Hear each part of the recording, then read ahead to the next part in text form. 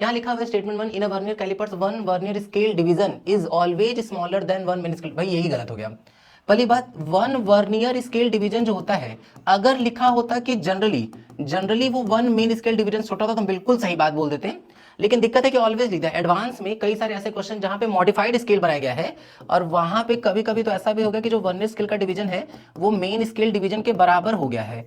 तो यहाँ इनका ऑलवेज लिख देना इनको फंसा दे रहा है। अगर ये बात बोले थे कि generally generally vernier scale division main scale division से छोटा होता तो बिल्कुल सही होता, लेकिन ऑलवेज लिख करके फंस गया है, तो पहला तो गलत हो गया भाई। ठीक है, तो फर्स्ट तो रॉन्ग है। सेकंड पे आते हैं, लिखा हुआ है द वर्नियर कांस्टेंट, इसी को हम लोग लीस्ट काउंट में बोलते हैं। ठीक है, तो वर्नियर कांस्टेंट लीस्ट कांस्टेंट एक ही बात है। Least constant is given by one main scale, ये तो गलत ही था ना, one main scale division multiplied by the number of, नहीं ये भी गलत है।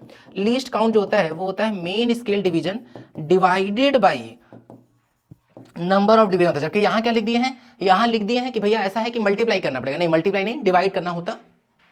तो स्टेटमेंट 1 भी रॉन्ग है, 2 भी रॉन्ग है, तो बोथ आर फॉल्स। इसका ऑप्शन नंबर 1 ठीक है। ठीक है, जबकि एंटी वाले आंसर क्या दिए, एंटी वाले आंसर दिए कि स्टेटमेंट 1 इज ट्रू। ये तो गलत है भाई, स्टेटमेंट 1 ट्रू नहीं है, स्टेटमेंट 1 तो गलत है। हाँ, अगर यहाँ जनरली लिखे होते तो सही होता। बात समझ में आ रही ना।